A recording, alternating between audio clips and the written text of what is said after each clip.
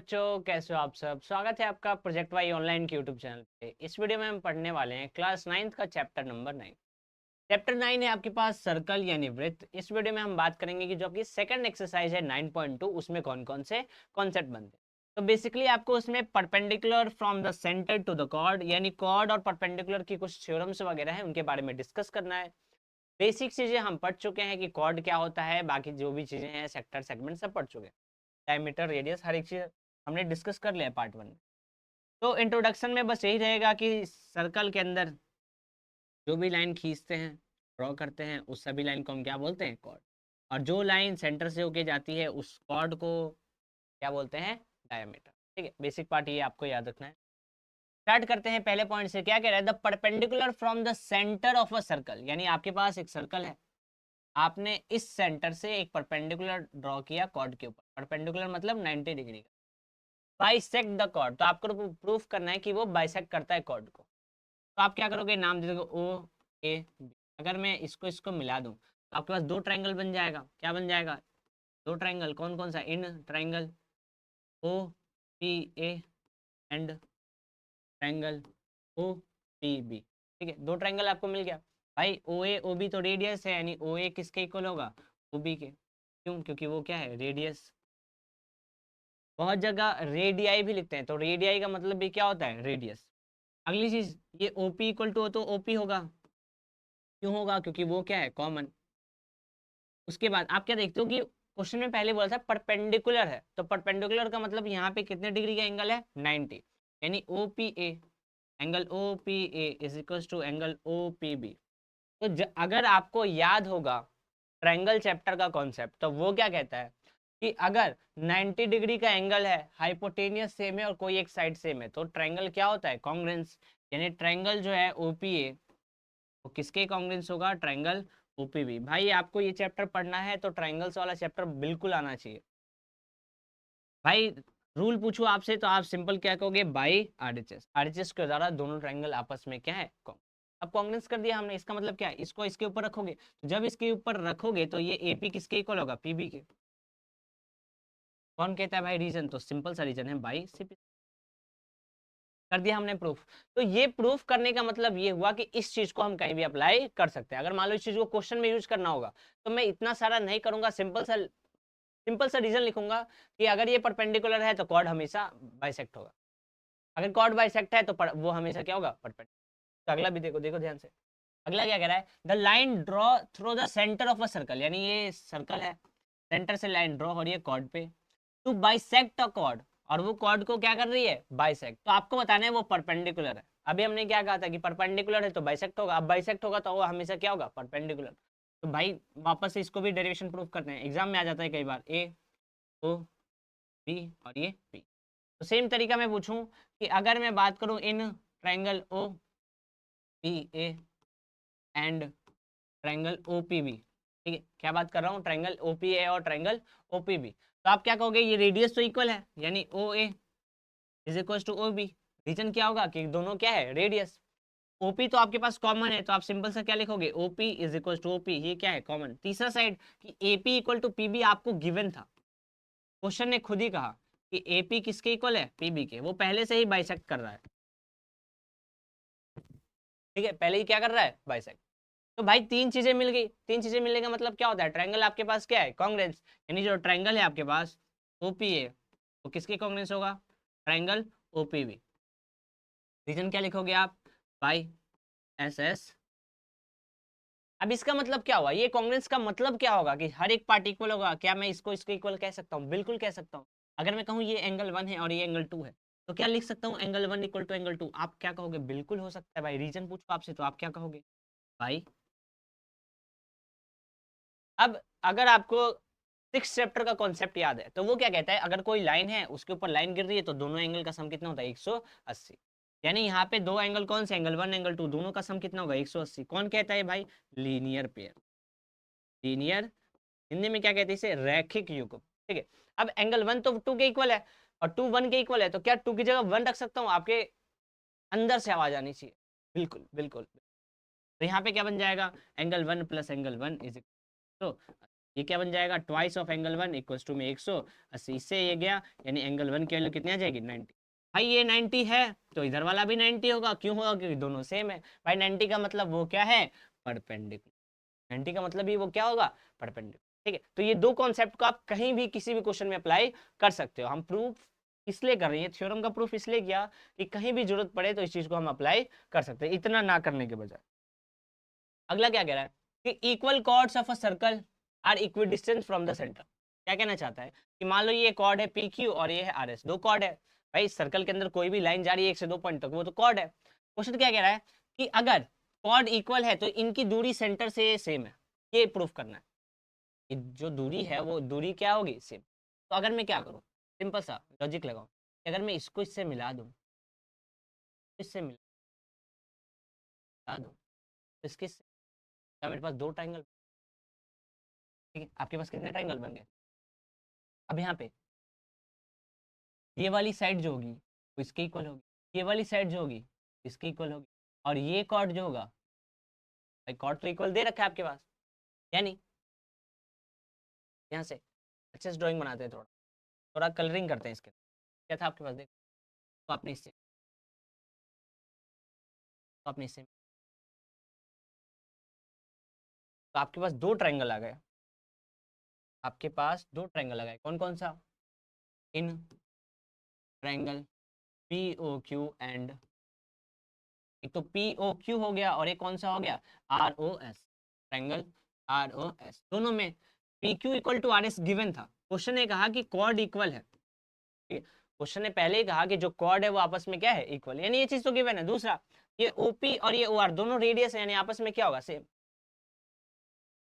OP equal to O R, same होगा, radius है same. ये जो ओ क्यू है वो किसके इक्वल होगा, ओ एस के, ये भी रेडियस है, यानी O Q is equal to O S, ये भी आपके पास क्या होगा, सेम। तो आप इसको इसके ऊपर रखोगे, पहले तीन चीजें मिल गई तो भाई लिख दो, पहले कॉन्ग्रुएंसी लिख दो कि ट्रायंगल पी ओ क्यू जो है वो कॉन्ग्रुएंस है ट्रायंगल आर ओ एस के। रीजन क्या लिखोगे, बाई, रीजन अगर पूछो तो आप सिंपल सा रीजन क्या बोलोगे, by S S, side side. ठीक है, अब सेम का मतलब क्या होगा, ये एंगल इसके क्या होगा, सेम। भाई इसको इसके ऊपर रखोगे तो ये एंगल इसके ऊपर गिरेगा, यानी angle O Q P, angle O Q P किसके इक्वल है, ओ क्यू पी किसके इक्वल है, O Q O S R के इक्वल है, angle O S R. Reason क्या होगा इसका, बाइसेप्सिटी। अब ये लिखने के बाद हम क्या देखते हैं, अगर ये चीज हमने लिख दी, अब हम क्या देखते हैं कि अगर मैं ये छोटा सा ट्रायंगल लूँ, अब ये बड़े वाले का काम खत्म करते हैं। अब ये छोटा सा ट्रायंगल लेते हैं, ये देखो ये वाला ट्रायंगल और ये वाला ट्रायंगल। ठीक है, इस ट्रायंगल मेरे को एक चीज बताओ, नाम लिखूं, अगर मैं कहूँ कि यहाँ पे ये ट्रायंगल है, in triangle O L Q and triangle O M S. ठीक है, दो ट्रायंगल में आप क्या देखते हो, ओ एल किसके इक्वल है, ओ एल किसके इक्वल है, ओ, है ना, ये ओ एल किसके इक्वल है, ओ एम के।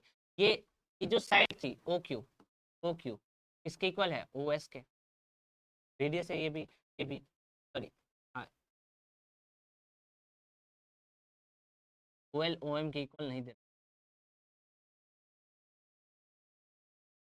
ये तो इक्वल नहीं दे रखा, हमें क्या दिया है, ये ओ है, ओ क्यू ओ एस के इक्वल, ओ क्यू बस टू, ठीक है, क्यू, और ये एल क्यू जो है वो इक्वल है एम एस, एल क्यू जो है वो, ठीक है, और ये एंगल क्या है, 9।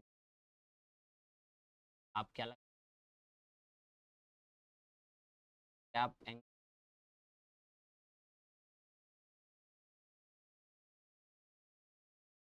ठीक है, ओ एल क्यू किसके इक्वल होगा, ओ एम क्यू, ये एंगल इक्वल होगा, राइट से ये एंगल। तो आपको यहाँ से क्या मिलता है कि एक एंगल 90 डिग्री है, एक हाइपोटेनियस सेम है ओ क्यू ओ एस, और एक साइड सेम है, इन दोनों ट्रायंगल आपस में क्या होंगे, कॉन्ग्रुएंस, यानी ट्रायंगल ओ एल क्यू जो होगा वो कॉन्ग्रुएंस होगा ट्रायंगल ओ एम। रीजन क्या होगा, बाई, ठीक है, आरचे से क्या कर दिया, कांग्रेस, कांग्रेस का मतलब ये साइड इसके ऊपर गिरेगी, यानी O L is equal to, reason क्या होगा, बाइसेप, रीजन क्या होगा, बाई सिंप्लिसिटी। तो एक तरीके से ये करने की जरूरत भी नहीं थी हमें, हमने इतना लेंदी किया, ये भी जरूरत नहीं थी, हम डायरेक्ट भी अप्लाई कर सकते हैं। तो आपकी मर्जी, या तो थोड़ा सा लेंदी ले लो या तो डायरेक्ट डायरेक्ट सॉल्व कर दो, छोटा वाला ट्रायंगल लेके आप कुछ भी अप्लाई कर सकते हैं, ठीक है। तो ये साइड क्या होगी, सेम, इस साइड सेम का होने का मतलब क्या होगा कि हमेशा ये क्या होगा, डिस्टेंस जो होगा उसकी जो दूरी होगी वो दूरी हमेशा क्या होगी।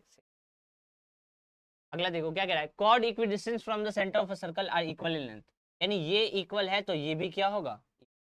अब उसके लिए क्या करना है, ऐसे ड्रॉ कर दो भाई और ले आओ दो triangle, in triangle O L and triangle क्या है, O M S, O M S. ठीक है, आपके पास ये जो ओ क्यू है वो ओ एस की इक्वल है, O Q is equal to O S. Reason पूछूं तो आप सिंपल सा रीजन क्या कहोगे कि दोनों क्या है, ठीक है। अगला ये तो 90 डिग्री है तो आप ये क्या कहोगे इस भाई, क्या है सेम, यानी एंगल क्या है, एंगल ओ एल, क्यों है सेम, ईच, ठीक है। तीसरा क्वेश्चन में देखा है कॉर्ड इक्वी डिस्टेंट है, यानी ये जो ओ एल है वो किसके इक्वल है, ओ एम के। मैंने आपको इससे पहले वाले में लेंदी इसलिए कराया ताकि आपको ये वाला अच्छे से समझ, ठीक है, कि इस वाले में ये हाफ पार्ट वाला समझ में। अब ये ओ एल किसके इक्वल हो गया आपके पास, ओ एम के, ओ एल किसके इक्वल है, ओ एम के, क्योंकि इक्वी डिस्टेंस दे रखा है, ये आपके पास क्या है गिवन। तो जाहिर सी बात है जो ट्रायंगल, तीन चीजें मिल गई तो ट्रायंगल ओ एल क्यू जो होगा वो कॉन्ग्रुएंस होगा ट्रायंगल ओ एम एस के। रीजन क्या लिखोगे भाई, अब रीजन क्या, सिंपल सा देखो 90 डिग्री हाइपोटेनियस और एक साइड सेम है, यानी रीजन क्या लगेगा बाई। अब ये सेम है तो ये क्या होगा सेम, ये एल क्यू किसके इक्वल होगा, एम एस के।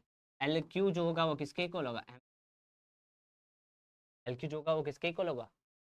आपको पता है कि ये जो सेंटर से जो लाइन कॉर्ड पे जाती है वो बाइसेक्ट करती है, सेंटर से जो लाइन कॉर्ड पे जाती है वो क्या करती है, बाइसेक्ट। यानी आप ये भी लिख सकते हो पी एल जो है, पी एल जो है वो किसके इक्वल होगा, एल क्यू के।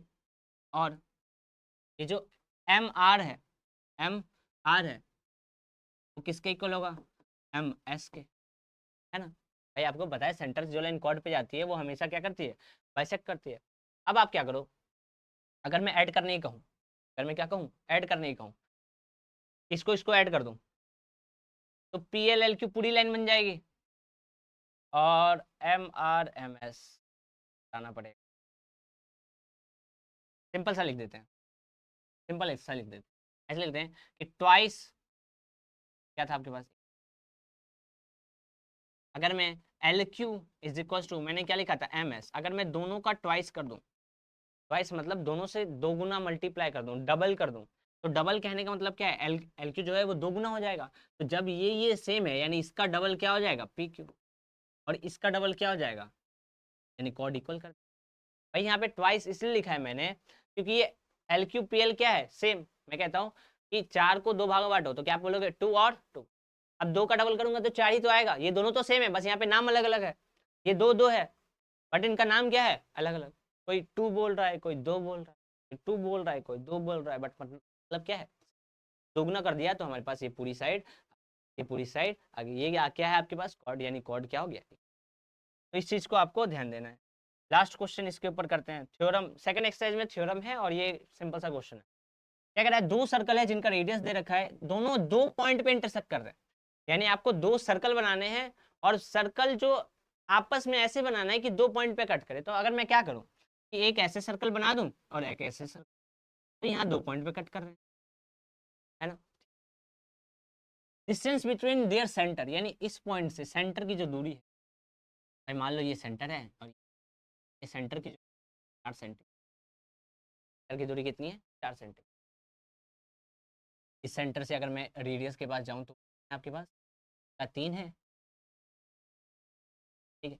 ये रही इसके बीच की कॉमन कॉर्ड।